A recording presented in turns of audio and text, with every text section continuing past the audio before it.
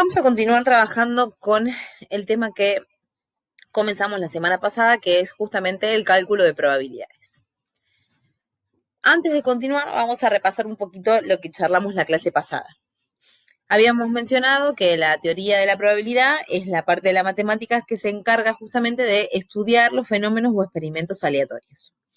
¿Qué es un experimento aleatorio? Bien, es aquel en el cual la verificación de un cierto conjunto de condiciones determinadas conduce a un resultado entre una serie de resultados posibles. Es decir, que nosotros conocemos ciertas condiciones, pero no conocemos cuál va a ser el resultado, sino que lo que encontramos son resultados posibles. Entonces se llama experimento aleatorio a ese conjunto de condiciones determinadas. El espacio muestral, o también llamado espacio de muestra, es el conjunto de todos los posibles resultados del experimento. Por ejemplo, en la clase pasada trabajamos con algunos ejemplos como cómo calcular la probabilidad de sacar, por ejemplo, un 3 al arrojar un dado. Bien, el dado justamente tiene 6 caras, tiene 6 números, 1, 2, 3, 4, 5, 6. Es decir, que todos los números, todos los casos posibles, o sea, todas las caras del dado, corresponden justamente a los elementos del espacio muestral, que generalmente se denota o con la letra omega o también con la letra S. Después del espacio muestral también vimos que es un evento o un suceso, que es justamente un subconjunto del espacio muestral, que se lo denota con letras mayúsculas, en donde justamente ese suceso o ese evento es lo que estoy pidiendo que ocurra. Entonces, veamos un ejemplo. Si arrojamos un dado equilibrado, queremos calcular cuál es la probabilidad de obtener un número par. Para este experimento, el espacio muestral es el conjunto omega, 1, 2, 3, 4, 5, 6.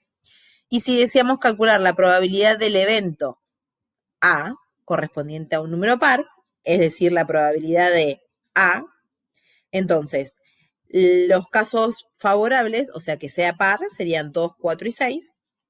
Entonces, la probabilidad de que al arrojar un dado salga un número par, o sea, suceda el evento A, lo voy a calcular haciendo el cociente entre los casos favorables y los casos posibles. Casos favorables son 3, porque solamente en un dado tengo 3 números pares, de 6, que son los 6 casos posibles, o sea, son los 6 elementos del espacio muestral. Entonces, la probabilidad de que ocurra el evento A es 3 sextos, que simplificado también me da como resultado un medio, es decir, que de 6 números 3 son pares, o de cada 2 números 1 es par. Y también la podemos escribir como decimal o como porcentaje, que corresponde al 50% de probabilidades. Entonces, para calcular una probabilidad, lo que necesitamos tener en cuenta son la cantidad de casos favorables y la cantidad de casos posibles que existen en este experimento aleatorio. Ahora, calcular la probabilidad va a depender también del tipo de suceso con el que comencemos a trabajar. Es decir, que vamos a empezar a conocer los diferentes tipos de sucesos o eventos que pueden llegar a suceder. El primer evento o suceso más conocido es el suceso independiente o la independencia entre sucesos, en donde dos sucesos son independientes cuando el hecho de que ocurra uno de ellos no modifica la posibilidad de que ocurra el otro. Es decir, obviamente que uno no depende del otro. Por ejemplo, se arrojan dos dados equilibrados a la vez. Equilibrados significa que todos tienen el mismo peso. Uno rojo y otro verde. Lo que queremos calcular es la probabilidad de que al arrojar el dado rojo saquemos un 6 y que al arrojar un dado verde saquemos un 5. En este caso, como tenemos dos dados, la probabilidad no se va a modificar según lo que salga en el otro. Entonces, estamos trabajando con sucesos independientes.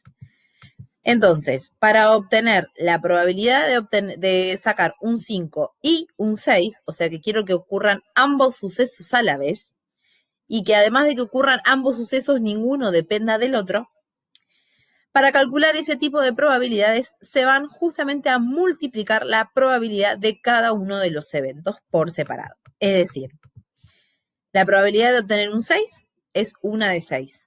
Y la probabilidad de obtener un 5 también es una de 6. Por lo tanto, la probabilidad de que sucedan ambos sucesos sin que uno modifique al otro va a ser el producto de sus probabilidades, es decir, un 36avos.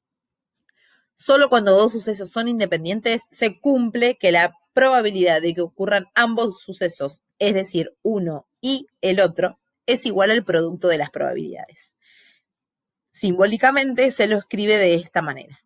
La probabilidad de que ocurra A y B es igual al producto de las probabilidades de los eventos, de la probabilidad A por la probabilidad B. Bien, ahora, en algunos experimentos hay sucesos que no pueden ocurrir a la vez.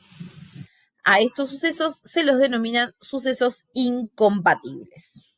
Y veamos otro ejemplo siguiendo justamente con el dado. Si se lanza un dado al azar, el espacio muestral es obviamente 1, 2, 3, 4, 5 y 6.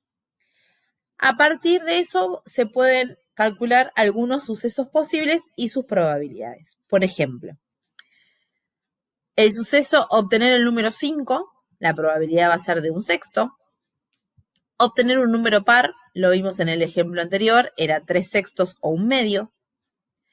Obtener el número 5 o un número par, o sea que suceda una cosa o la otra, dice 4 sextos, y ahora vamos a ver por qué.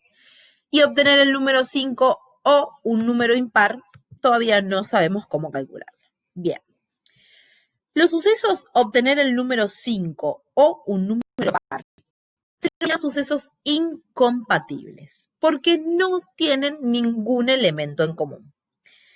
Estos sucesos se pueden representar mediante la teoría de conjuntos, implementando el diagrama conocido como el diagrama de Venn. Vamos a ver de qué se trata. Nosotros tenemos el experimento que es arrojar un dado al azar. La U acá representa el universo, o sea, son todos los resultados posibles, 1, 2, 3, 4, 5 y 6. El evento A es que salga un número par, o sea que tenemos solamente 3 posibilidades, 2, 4 y 6. Y el evento B, que salga el 5, solamente tenemos un elemento. Entonces, si observamos el diagrama de Venn, tenemos un conjunto que es denominado A, donde se encuentran los números pares, que es el primer evento. Tenemos otro conjunto llamado B, que es donde se encuentra justamente el otro evento, de que salga un 5. Y fíjense que fuera de los conjuntos tenemos los resultados 1 y 3. Justamente, si observamos, entre todos los elementos conforman el universo. Entonces, en este caso, como dijimos, obtener el número 5 u obtener un número par es incompatible. Entonces, ¿cómo hacemos para calcular las probabilidades? Y bien, si observamos el diagrama, el resultado decía que era 4 sextos. Bien, ¿por qué es 4 sextos? Y bueno, justamente, la probabilidad de obtener un 5 es 1 de 6. Tengo un solo elemento, un solo caso favorable de 6. Y obtener un número par, 3 sextos. Es decir que en este caso lo que puedo hacer es sumar las probabilidades. Un sexto más 3 sextos me da como resultado 4 sextos. Esto se puede hacer siempre y cuando los sucesos sean incompatibles. O sea, la probabilidad de que ocurra alguno de ellos o ambos es la suma de cada una de las probabilidades.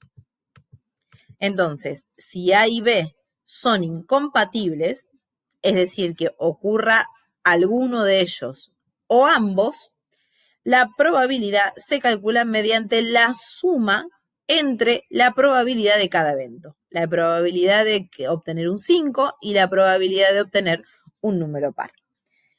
Entonces, si esos sucesos son incompatibles, se suman las probabilidades de los eventos.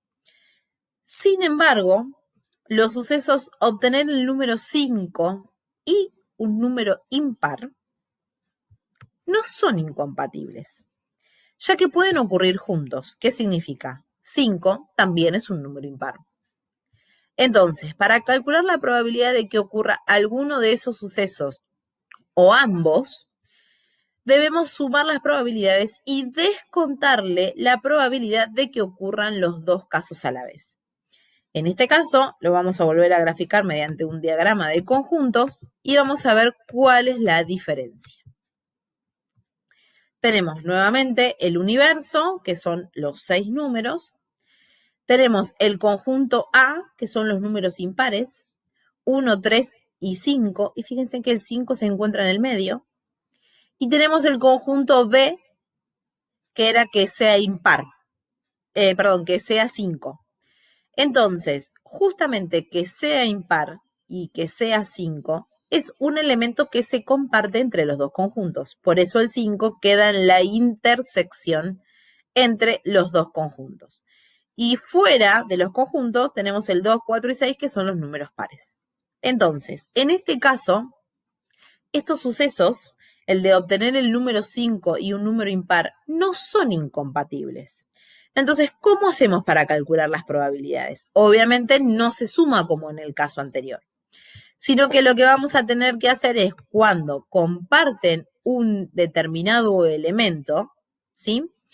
Lo que vamos a hacer es la suma de esas probabilidades, pero le vamos a sacar ese elemento que comparten. Es decir, si queremos calcular la probabilidad de obtener un número 5 o un número impar, vamos a calcular la probabilidad de obtener un 5, que es una de 6, la probabilidad de obtener un número impar, que sigue siendo 3 de 6, pero le vamos a restar la probabilidad de obtener un número 5 y que sea impar, o sea, un sexto. Significa la intersección entre los conjuntos. Entonces, la probabilidad de obtener 5 o impar, en este caso sería de 3 sextos, que es lo mismo que decir un medio. Entonces, a este